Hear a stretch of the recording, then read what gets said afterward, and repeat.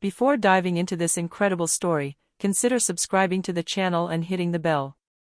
Every story here has something to say, and you won't want to miss a single one. Marcus Jefferson, a decorated Gulf War veteran, walked slowly along the still damp city sidewalk in the early morning.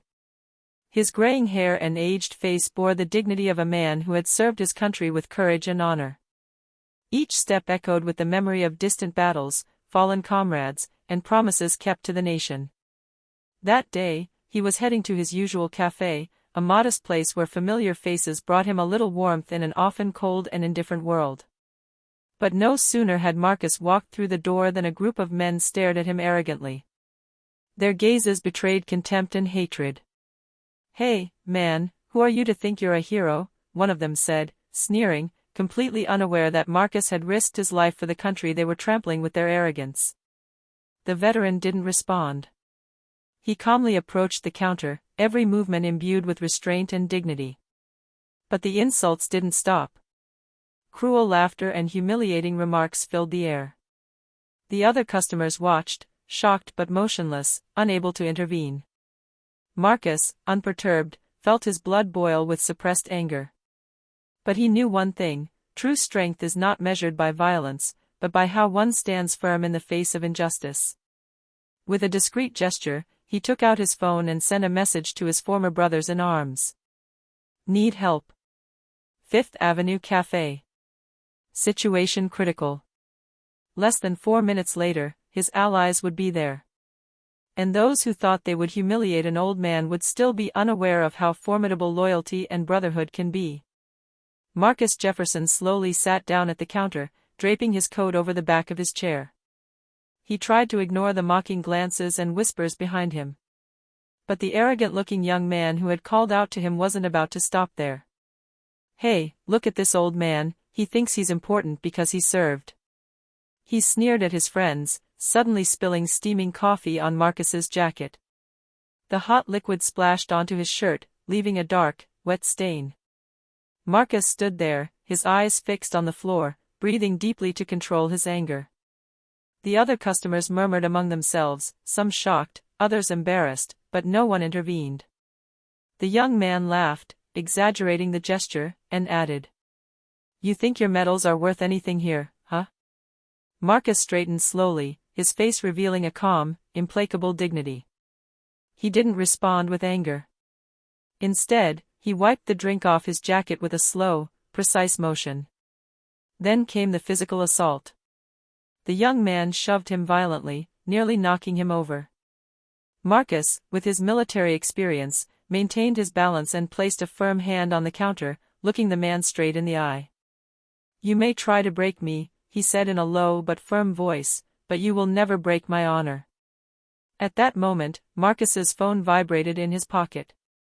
Without even taking it out, he knew that the message he had just sent to his former comrades in arms would soon change the course of this humiliation. The atmosphere in the cafe was growing tense. The insults continued, but a sense of unease was beginning to settle among the spectators. Something in Marcus's posture, in his quiet dignity, suggested that power was far from being on one side only. As Marcus Jefferson tried to remain calm, the young man, frustrated by the lack of reaction, crossed the line. With a sudden movement, he knocked over Marcus's chair, narrowly missing him from falling to the floor. The laughter of the provocateur's friends filled the cafe, but the unease among the other customers grew. Marcus took a deep breath, feeling anger rising like a wave he had to contain. He straightened, picked up his chair, and set it back with military precision, every movement controlled, every gesture revealing years of discipline and experience. "You think you can intimidate me with your games?" he said in a calm but sharp voice. "Think about what you're doing." The provocateur sneered, but Marcus had already made up his mind. With a discreet gesture, he took out his phone and quickly typed a message. "Need help. Fifth Avenue Cafe. Situation serious." The message contained no unnecessary details. It was enough for his former comrades in arms to understand that Marcus was in danger. In their silent brotherhood, a few words were worth more than any dramatic appeal. As Marcus put down his phone, the young man, feeling he had to make one last provocative gesture, tried to push him violently against the counter. But this time, Marcus didn't back down. His eyes, calm but piercing, stared at the attacker with an intensity that silenced the laughter. A shudder ran through the crowd. The spectators understood that they were witnessing something more than a simple quarrel. They were seeing a man who refused to give in to fear and humiliation. In less than 4 minutes, Marcus would no longer be alone. And those who thought they would humiliate a veteran would soon discover how formidable loyalty and brotherhood can be. Marcus Jefferson stood motionless for a few seconds, his gaze fixed on the provocateur. Each minute seemed to last an eternity. The cafe's patrons held their breath, some taking out their phones to discreetly film the scene. Then, a faint hum caught Marcus's attention. He knew his brothers-in-arms were already on their way. Less than 4 minutes had passed since his message, and the effectiveness of their brotherhood would soon be evident. Outside, 3 figures were approaching quickly in an unassuming but sturdy van, identifiable only by those who knew the signs of veterans, unit stickers, medals etched into dog tags, and a straight, determined posture. Inside the cafe, the provocateur noticed nothing for the moment. He was still laughing, convinced that Marcus was alone and vulnerable. But Marcus, serene, watched the door with an almost supernatural calm. He knew the moment of confrontation was approaching. His fingers brushed over the phone in his pocket, ready to respond to any situation, but he no longer needed it. His brothers-in-arms would figure out the rest for themselves. In this silent brotherhood, a signal was enough. As the cafe door slowly opened, the first of the veterans entered. His imposing stature and his confident gaze swept the room with a single glance. The provocateur felt a shiver of disquiet. Something had changed, and he didn't yet know what. Marcus, still motionless, gave a small smile. He knew the balance of power would shift very quickly. The loyalty and honor of his brothers-in-arms would transform this moment of humiliation into a lesson in dignity and respect. Marcus's calmness contrasted with the anxiety that was beginning to build in the provocateur's heart. In a few moments, what had begun as a gratuitous attack would become a spectacle of discipline, courage, and brotherhood. The cafe door opened again, admitting 2 more figures. The 3 veterans advanced calmly, almost silently, but their imposing presence immediately transformed the atmosphere. Every movement was precise, every gaze direct and assured. The provocateur and his friends felt their arrogance waver. What they had thought was a simple, vulnerable old man was in reality a respected leader, surrounded by brothers-in-arms ready to do anything to protect the honor of a comrade. The first veteran, David Reynolds, walked over to Marcus and placed a reassuring hand on his shoulder. Marcus nodded slightly in gratitude, then turned to the provocateur. His gaze, calm but sharp, was that of a man who had never shied away from injustice. "You thought you could humiliate a veteran alone," Marcus said firmly, "without consequences?" The young men stepped back slightly, their sniggering fading. The presence of 3 veterans, all of them imposingly built and naturally authoritative, completely changed the balance of power. The audience, previously silent, began to feel the tension and understand that the humiliation would turn against the aggressors. One of the customers whispered, "It's not just one old man, they're all veterans." The provocateur, seeing the sudden change in the room, tried to smile to mask his fear, but Marcus and his brothers-in-arms gave him no escape. Every movement, every look of the veterans, was a reminder of the military discipline, loyalty, and respect earned over the years. The entire cafe seemed to hold its breath. In a few seconds, the confrontation would reach its climax, and the attackers would discover that humiliating a man like Marcus Jefferson was a mistake they would immediately regret. The provocateur took a step back, feeling a new fear settling in. The 3 veterans stood before him, calmly but with an authority that left no room for arrogance. Marcus Jefferson stepped forward slightly, his gaze fixed on the man who had dared to provoke him. "You thought I was alone," Marcus said, his voice low but piercing, "and that your cruelty would go unpunished?" The provocateur tried to respond with a forced laugh, but he stumbled over his words, aware that the energy in the room had shifted. The customers, who had been filming the incident from the beginning, were now watching in silence, some murmuring encouragement for Marcus. David Reynolds, one of Marcus's brothers-in-arms, placed a hand on the provocateur's shoulder with disconcerting calm. "You don't understand what honor and loyalty mean," he said. "We served together, we protected others, and we do not tolerate injustice." The provocateur backed away again, searching for a way out, but the veterans formed an invisible wall of authority and discipline. Every customer present felt the weight of their presence. The humiliation they had inflicted on Marcus was now turning against them, and the tension became palpable.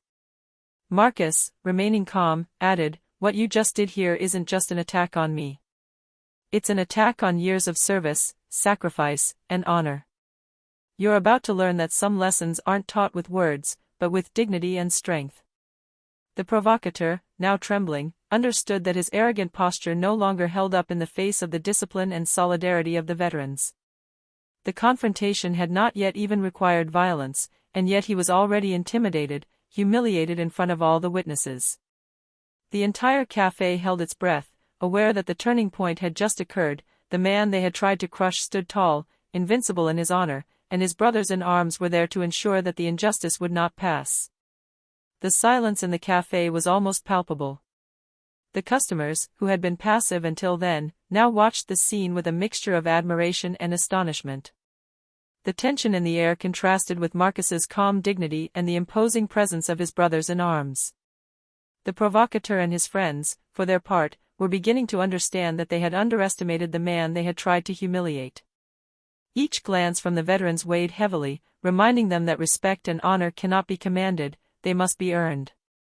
A female customer dared to step forward timidly. "Hey, what you're doing is shameful," she said, her voice trembling but determined. A few more murmurs of disapproval arose, and soon, several customers began to speak out, denouncing the young men's arrogance. Marcus remained motionless, remaining the central figure in this lesson in dignity. He simply observed, letting the silent force of his presence and that of his brothers in arms speak for him. Solidarity was beginning to emerge, not only among the veterans, but also among those watching. The attackers' mocking laughter gradually faded. Fear replaced arrogance. They backed away uncomfortably, feeling the customers' accusing stares bearing down on them. Even the murmurs of support seemed to multiply the veterans' authority, transforming the initial humiliation into a display of respect and moral power. Marcus took a deep breath and simply said, "Honor and brotherhood are not broken by your insults." At that moment, the provocateur understood that he was not only facing an elderly, lonely man, but also a whole community of values, discipline, loyalty, and courage, that nothing and no one could crush. The entire café seemed to hold its breath, witnessing a lesson that would not soon be forgotten.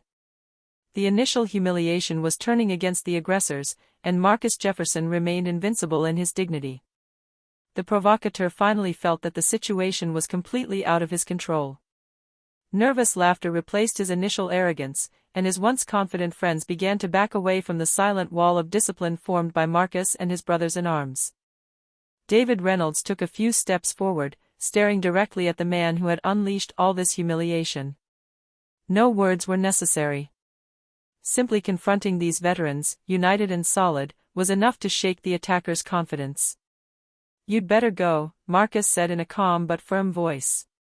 "Before this lesson becomes more painful than you can imagine." The provocateur looked around. The café's customers were now all lined up against him, some filming, others whispering warnings. Fear had seized him. His mocking laughter had died down. He took a step back, then another, before turning abruptly and storming out of the café. His friends followed him, humiliated and ashamed, knowing that this gratuitous attack had completely failed. Once the door closed behind them, a murmur of relief rippled through the room. Marcus took a deep breath, but showed no sign of satisfaction. His brothers in arms came forward to support him, placing friendly hands on his shoulders and exchanging a silent glance of camaraderie. The customers began to spontaneously applaud, some even offering a few words of gratitude for the courage and dignity Marcus had displayed. The murmurs quickly turned to congratulations and words of admiration. The initial humiliation had been turned into a resounding moral victory. Marcus, still calm, wiped the stained jacket away, a slight smile on his lips. He knew that this day would remain etched in the memories of those who had witnessed it, a lesson in courage, brotherhood, and respect, where true strength lies not in violence, but in unwavering dignity. The cafe fell back into a stunned, almost respectful quiet. The customers, who had been hesitant to speak a few minutes earlier, now surrounded Marcus with admiring glances. Some approached to shake his hand, others murmured words of gratitude. David Reynolds and the other two veterans exchanged a small smile with Marcus. The solidarity and unity of their brotherhood had transformed this moment of humiliation into a demonstration of respect and loyalty. "Thank you," said a young woman, her voice shaky but sincere. "You have shown us what courage truly means." Marcus nodded humbly. "It's not just me. It's all those who protect the honor and dignity of others," he replied calmly. "Today, you have witnessed what brotherhood and respect mean." Meanwhile, several customers had filmed the scene on their phones. The footage showed Marcus, calm and dignified, surrounded by his imposing brothers-in-arms, and the humiliated attackers leaving the cafe. These videos quickly began circulating on social media. Within hours, the story went viral. Comments poured in, admiration for Marcus, respect for his brothers-in-arms, and outrage at the provocateurs. Messages of support poured in from every city, praising Marcus for his dignity and self-control in the face of injustice. Marcus looked around at the scene, a slight smile on his face. He knew the incident had gone beyond the cafe. It had become a living symbol of courage, discipline, and brotherhood. And most importantly, it had proven that honor and respect are not measured by physical strength, but by dignity and solidarity in the face of adversity. The next morning, Marcus Jefferson woke up to a surprise. His phone was flooded with notifications. The video of the incident at the cafe had already been viewed by hundreds of thousands of people and shared across all social media platforms. Comments ranged from simple admiration to profound gratitude for the example of courage he had set. Local journalists and broadcasters contacted Marcus to tell his story. In each interview, he remained humble, emphasizing the importance of brotherhood and mutual respect. "It's not just my story," he repeated. "It's my brothers-in-arms, our values, and the idea that no one should be humiliated with impunity that made the difference." The veterans who had supported him were also saluted. The entire city began to see Marcus and his brothers not only as military heroes, but as symbols of dignity and moral courage. Even those who had not served in the military felt the power of this silent lesson: loyalty, honor, and solidarity can transform a situation of injustice into an inspiring example. The video was picked up by national media outlets, and Marcus was invited to speak on several shows, always with the same modesty. His words resonated far beyond his coffee shop, reminding everyone that true strength lies not in violence or intimidation, but in dignity and resilience in the face of adversity. The provocateur and his friends, for their part, quickly laid low. The public shame followed them, and their initial arrogance had completely disappeared. The incident became a memorable lesson for all. Trying to humiliate a man like Marcus Jefferson was a mistake that could not be undone. A few days after the incident, Marcus Jefferson returned to the cafe, this time greeted by smiles and applause from all the customers. The stains on his jacket had disappeared, but the event left a much deeper mark, a lesson about respect, dignity, and brotherhood. Sitting with his brothers-in-arms, Marcus watched the city continue its daily routine, but with a sense of justice restored. David Reynolds placed a hand on his shoulder and said, "Today you showed that true strength is not in the fist, but in the heart." Marcus smiled humbly. "It's not just me. It's all of us, those who refuse to let injustice and hatred dictate their lives." The message resonated far beyond the cafe. The videos, testimonies, and articles reached thousands of people. Viewers understood that public humiliation could be transformed into a moral victory, that solidarity and loyalty are powerful weapons, and that every individual can remain dignified in the face of adversity.